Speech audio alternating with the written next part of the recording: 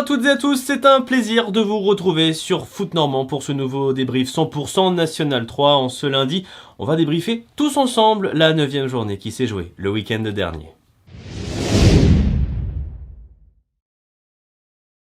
Et on commence sans plus attendre cet épisode du débrief avec le duel qui a opposé les joueurs de la Manche de l'AS Cherbourg à l'AF Virois.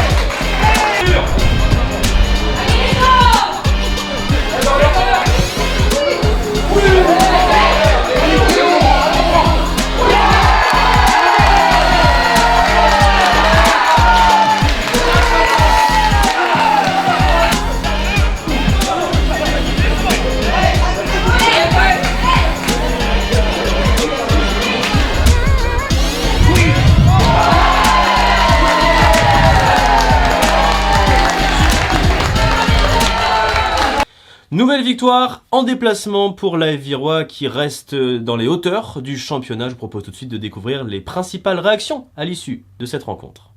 Quand on peut compter sur des joueurs de talent comme aujourd'hui, on l'a vu dans le match directement avec un but magnifique, même splendide. Et après derrière on a toujours cette force collective à vouloir marquer un deuxième but et puis le troisième pour finir les matchs tranquillement. Donc aujourd'hui on a encore fait voir qu'on était une équipe solidaire et on voulait aller au bout avant la trêve. Ouais, c'est sûr. Alors tous les joueurs ont été attristés forcément de ce qui s'est passé, mais je pense qu'en majorité les joueurs ont été attristés de voir les bénévoles tristes, de voir notre club triste. Mais nous, on nous demande juste une chose, c'est de jouer au foot. Et match après match, il faut qu'on arrive à faire abstraction de ce qui s'est passé. Aujourd'hui, on a réussi à le faire et demain, on le fera aussi contre Gonflaville. Et on le fera aussi contre Wassel pour commencer ce match de Coupe de France le 17 décembre. Une défaite, après sur l'ensemble du match assez logique finalement puisque voilà, il y a 3 buts d'écart, donc après des regrets, notamment sur la première mi-temps parce que je pense qu'on prend un but évitable et je suis un petit peu en colère par rapport à ça parce qu'on est coutumier du fait de donner des buts à l'adversaire. Ce soir ça nous coûte cher parce que je pense qu'au-delà de la défaite, ça nous ruine un petit peu nos plans de jeu et puis ce qu'on avait mis en place. Donc je suis un petit peu en colère par rapport à ça. Après, sur la rencontre en elle-même, je pense que le tournant du match, c'est la reprise de volée de Mathias Tandang sur le poteau en fin de première mi-temps. Donc je pense qu'effectivement, s'il y a des regrets, c'est sur la première mi-temps. Après, un deuxième mi-temps à 10 contre 10, c'est vrai que c'était pas non plus folichon. Donc on retiendra ça. Première mi-temps, je pense que c'est là qu'on perd le gain du match, mais après il y a une belle équipe en face avec de la qualité, il n'y a pas de trou, même quand on voit les remplaçants rentrer, on sent qu'il y a de la qualité en toutes les lignes, donc voilà, mais bon, j'espérais les embêter un petit peu plus, et puis il y a eu cette erreur en tout début de match qui nous coûte cher. Place désormais à une autre rencontre, celle qui a opposé ce week-end l'US Alençon au promu Montgaillard.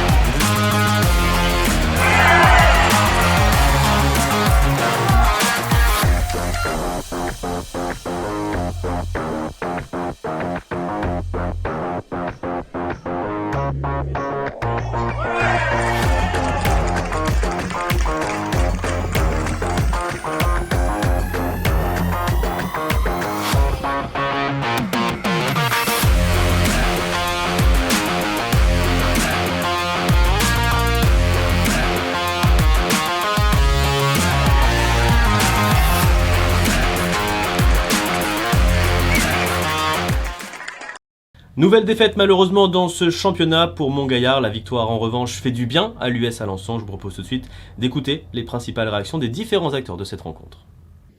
Il fait du bien, comme on l'avait dit, il fallait bien négocier le match d'après.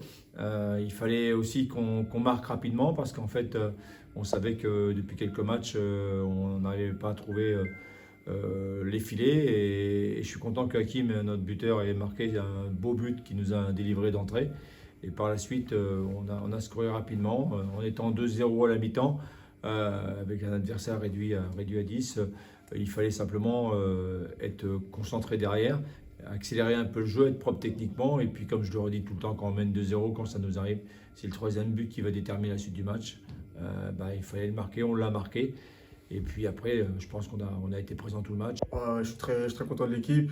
On a su rebondir après la défaite en Coupe de France et il fallait le faire. On l'a fait avec la manière. Donc on a essayé de bien entamer le match. On a marqué rapidement. Et ensuite, il ne fallait pas qu'on se relâche malgré l'équipe adverse qui a pris des cartons. Donc c'est des faits de jeu. Et puis on a déroulé, on a continué. Et puis on essaie de repartir malgré l'élimination en Coupe de France et essayer de rattraper les points qu'on a pu perdre au début de saison en championnat. Fort d'une victoire lors du dernier match disputé sur leur terre face à Montgaillard, les joueurs du FC Saint-Lô souhaitaient doubler la mise devant leur public à l'occasion de la réception difficile ce week-end de la réserve du Havre.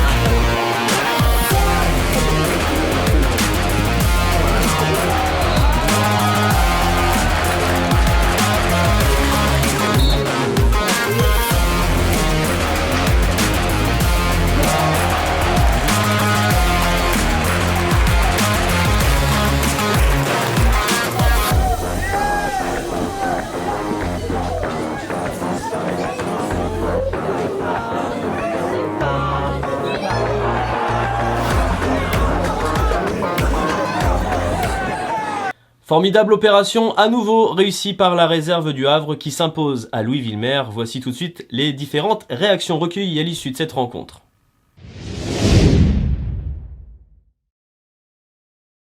Le CMS Ouessel recevait ce week-end la réserve de l'US Avranches avec l'ambition de grappiller des places au classement. Alors, les joueurs de Romain Joubry sont-ils parvenus à disposer de leur adversaire manchois?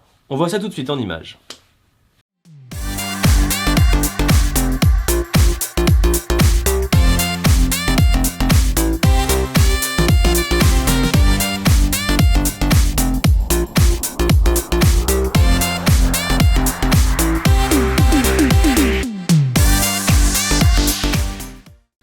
C'est donc le CMS Ouessel qui est sorti vainqueur de son duel face à la réserve de l'US Avranches. On écoute tout de suite la réaction forcément déçue de l'entraîneur manchois Christophe Dubosc.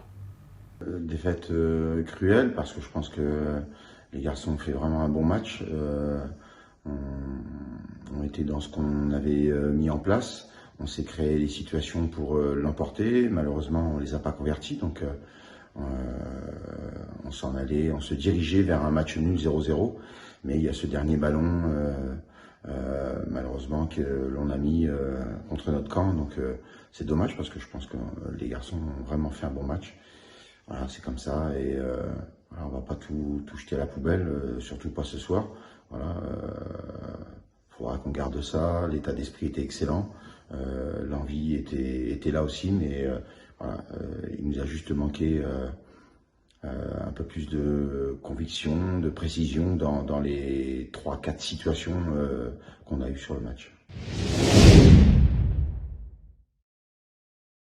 C'était indiscutablement l'un des chocs de ce week-end, la réception par l'ESM Gonfreville du FC Dieppe. Que s'est-il passé dans ce choc du haut de tableau? On voit ça tout de suite en images.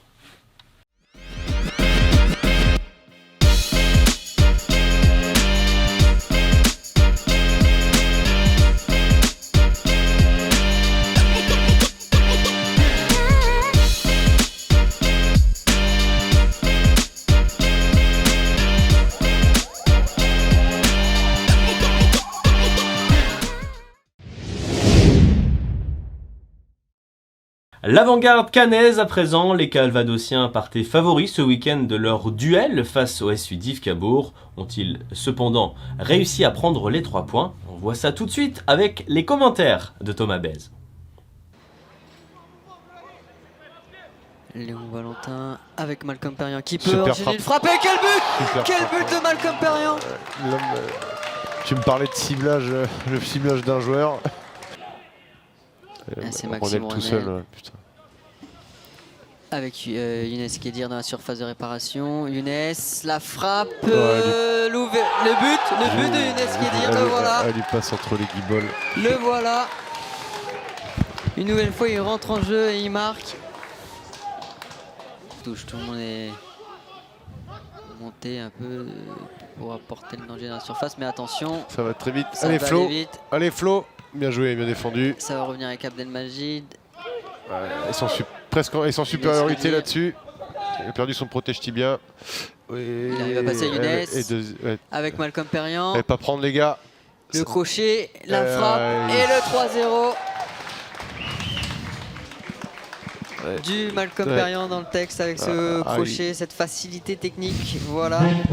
Et qui dit victoire de l'AG Caen dit évidemment différentes réactions côté canet que je vous propose tout de suite d'écouter. Ouais, bah, c'était un autre dispositif, ça veut dire qu'on était plus resserré dans l'axe, j'étais pas à côté. Donc ouais, c'était un peu plus compliqué de me trouver. J'ai été trouvé 2-3 fois où j'ai réussi à me retourner, ça commence à être dangereux. Mais ouais, après ça a facilité le match, le rouge de l'équipe adverse. On a donc passé en revue l'essentiel des images que nous avions à vous montrer ce lundi soir. Place maintenant, vous en avez l'habitude, au bilan de cette 9e journée, les résultats, les incidences au classement et bien évidemment une projection vers la 10e journée qui sera jouée le week-end prochain. Le moins que l'on puisse dire, c'est que cette 9e journée de National 3 fut passionnante à plus d'un titre, à commencer par les équipes du haut de tableau qui ont poursuivi leur début de saison tonitruant. Vainqueur sur le même score 3-0 de Dives-Cabourg et de Cherbourg, l'AG Caen et l'AF Virois s'imposent comme des favoris en puissance. Derrière, la réserve de Queville ou en métropole a frappé un grand coup en s'adjugeant nettement le derby quevillais. Gonfreville a pour sa part disposé de Dieppe sur le score de 2-0 tandis que la jeunesse avraise a réalisé une jolie opération sur la pelouse de Saint-Lô. Oissel s'est relancé en disposant de la réserve d'Avranches. Enfin, le gros carton du week-end est à mettre à l'actif d'Alençon qui a étrillé la lanterne rouge Montgaillard 5-0. Conséquence au classement, l'AG Caen et Vire restent solidement accrochés aux 2 premières places avec 4 et 5 points d'avance sur le 3e, mais aussi des matchs en retard à disputer. L'AB de QRM continue à convaincre du haut de sa 3e place, tout comme une autre réserve, celle du Havre, solide 5e. Entre ces deux équipes, Gonfreville apparaît au 4e rang et s'impose comme le promu le plus à l'aise en National 3. De son côté, Oissel refait son apparition dans la première moitié du classement. À la surprise générale, le FC Dieppe est désormais 9e et premier non relégable, juste au-dessus d'un groupe de 5 équipes en difficulté, parmi lesquelles 2 n'ont toujours pas gagné, Dives-Cabourg et Montgaillard. Les temps sont également durs pour Grand Queville alors que 2 équipes manchoises apparaissent sous la ligne de flottaison, l'AB d'Avranches et le FC Saint-Lô-Manche. Rendez-vous dès la semaine prochaine pour vivre la 10e journée de cette saison palpitante avec d'ores et déjà un choc à noter dans votre agenda, celui qui va opposer Vire, 2e à Gonfreville, 4e. L'AG Caen passera un test du côté de Saint-Lô tandis que le dernier pensionnaire du podium, la réserve de Queville ou en métropole, recevra Alençon. S'il ne veut pas s'enfoncer dans la zone rouge, le faux pas sera interdit pour Dieppe face à Oissel. La tâche sera dure pour le Grand Queville FC chez la baie du Havre alors que dans le même temps, la réserve avranchinaise et Dives-Cabourg se livreront à la plaine des jeux, un duel à ne surtout pas perdre. Enfin, Cherbourg tentera de se relancer chez le promu Montgaillard. Également bouger bien sûr sur les différents terrains de Normandie. Où en est-on dans le classement des buteurs du National 3 normand? Voici la réponse. Ça a encore bougé au classement des buteurs. Isaac Chipamba, auteur d'un doublé contre le Grand Queville FC, est seul en tête avec 8 réalisations.